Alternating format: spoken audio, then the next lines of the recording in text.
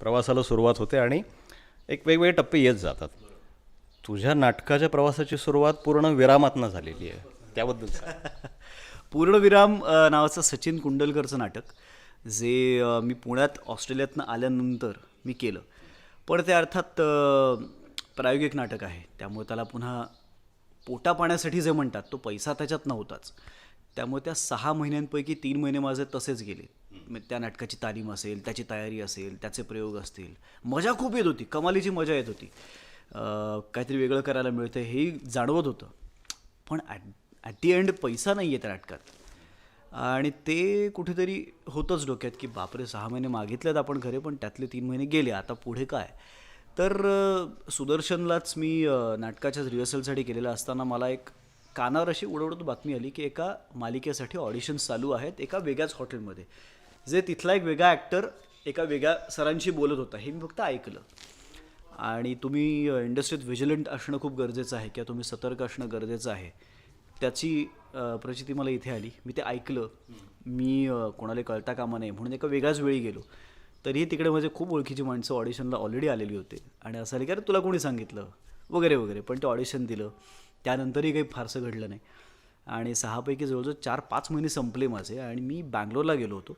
तेव्हा कालाय तस्मै नमः नावाच्या एका मालिकेसाठी, जी तेव्हाची ETVवरती असायची, तिकडनं पहिला कॉल आला आणि मग मालिकांचा प्रवास सुरू झाला. पण नाटक हे अर्थात आत होतंच, त्यामुळे पूर्णविरामचे प्रयोग चालू होते.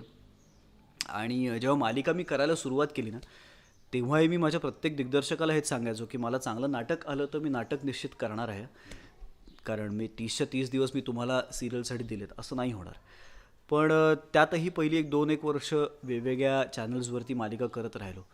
पण जेव्हा झी मराठीची होणार सून मी अगरची ही मालिका मला मिळाली आणि मंदार देवस्थळी जो त्या मालिकेचा दिग्दर्शक, निर्माता आणि मोठी सगळी फळी कलाकारांची, तर त्याच्यात लीना भागवतसुद्धा होती, जी माझी छोटी आई म्हणून त्या सिरियलमध्ये फेमस होती आणि नाटकातली स्टॉलवर्ड आहे ती काय आणि मंगेश कदम त्या तिचा नवरा.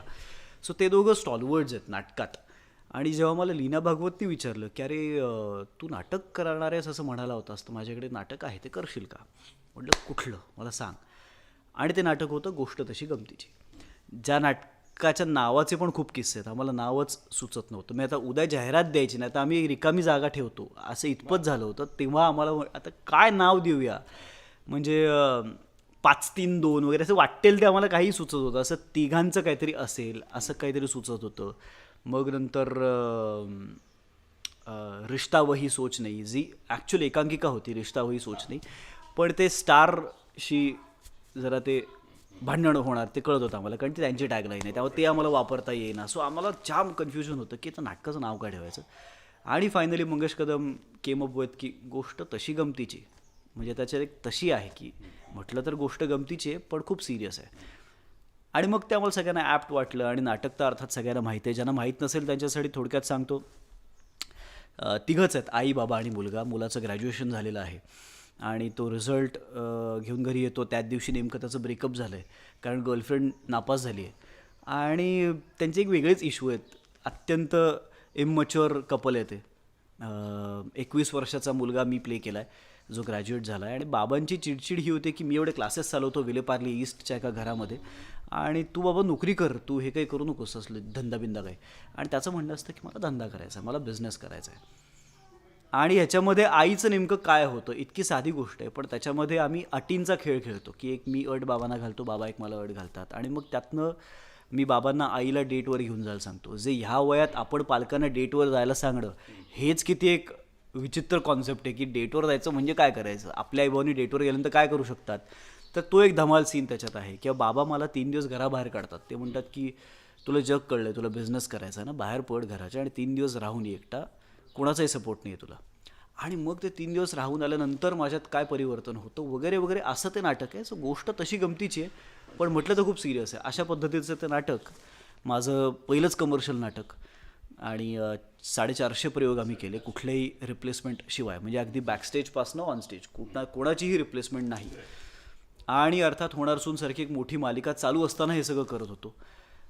10 एक परदेश दौरे झाले, 19-20 पुरस्कार त्या नाटकाला मिळाले. सो असं एक कमालीचं नाटक माझ्या आयुष्यात येऊन गेलं आणि मग त्यानंतर अजून एखादं नाटक आणि ऐकतोय म्हणजे त्याचा दुसरा भाग येणार आहे वगैरे असं काय? हो ते मलाही खूप इच्छा आहे पण आता माहीत नाही ते कधी येणार आहे.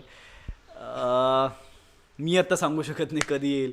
इवन आय एम वेटिंग की मी रायटरला असं मध्येच काय रे झाले का लिहून झाले का असं मी करत असतो पण मला त्याची वनलाईन अर्थात माहिती आहे आणि ती पण फार इंटरेस्टिंग आहे.